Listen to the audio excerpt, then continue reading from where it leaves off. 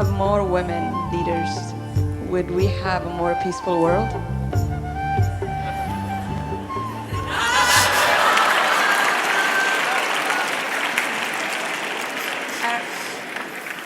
I actually think that right now women have a big responsibility to lead a lot of the transformation that's happening around how we define success, how do we define work, because basically the world as it is now has been designed by men and it's not working.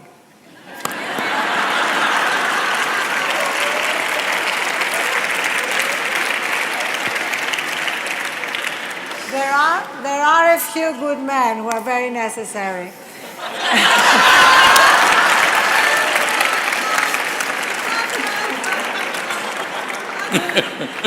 But if you think of it, we had the first women's revolution, which was women getting the vote. The second women's revolution, which was led by Betty Friedan in the States and Gloria Steinem, which is basically having access to every job at equal pay, every position at the top of every field. And now I think there is a third women's revolution, which is redefining what success and work are. So instead of simply saying, I want to be at the top with you where you are, just saying, is this really the best way to run a business? Is this the best way to run our world?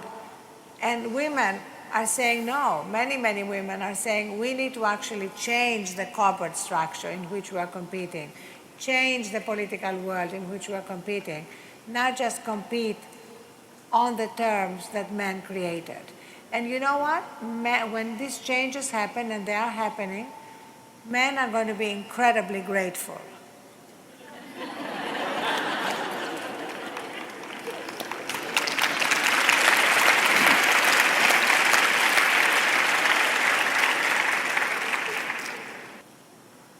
In the making of life, in the very nature in which we are, there is something called as masculine and feminine. Unfortunately, we have created a world where our idea of success and well-being is overwhelmingly masculine. You must understand, I'm not talking about male and female, I'm talking about masculine and feminine. A man is capable of being as feminine as he wishes to be in terms of his thought, in terms of his emotion, when he wishes to be. Similarly, a woman is as capable as a man to be as masculine as she wishes when the situation demands or when such actions are needed. Right now we have created education systems which are purely masculine, which is producing women also. Whether you like it or not, unfortunately, the idea of success has become masculine. Those who want to be successful, even if they're women, they're becoming like this, which is a serious damage to humanity.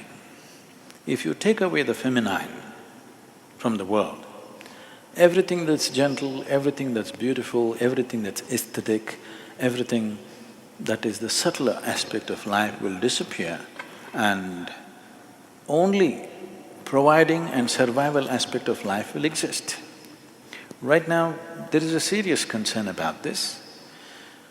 See, 25 years ago, in a normal conversation, nobody would think it's worthwhile discussing economy, isn't it? We talked about the weather, we talked about juicy things in the town. We never talked about the economy. Today in every conversation, everybody is talking about the economy. Economy means livelihood, economy means providing.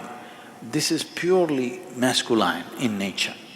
I'm not saying women cannot provide, I'm not meaning men and women, I'm talking about masculine and feminine.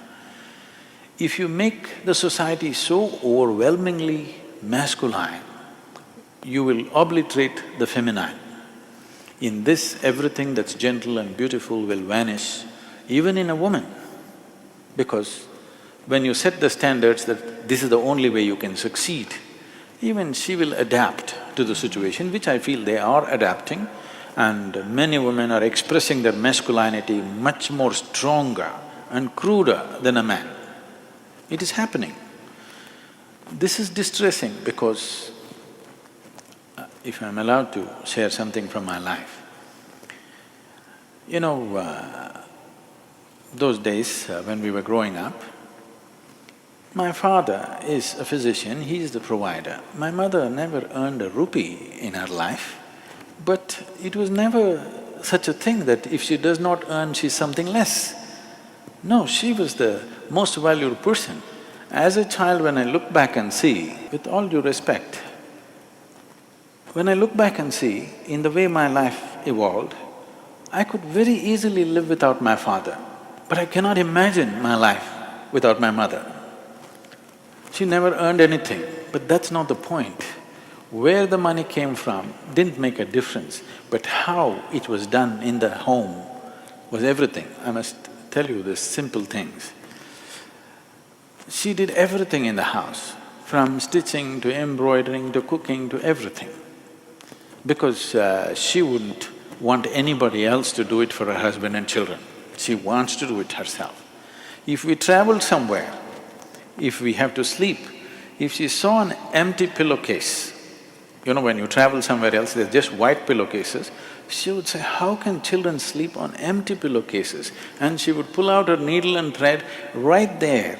In 5 minutes, she stitched a small little parrot or a flower. This little green parrot, I stared and I slept.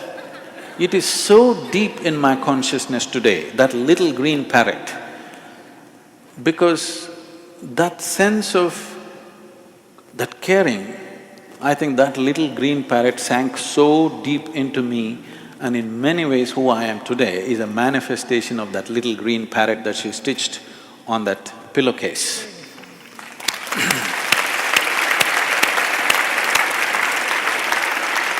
So, this is feminine.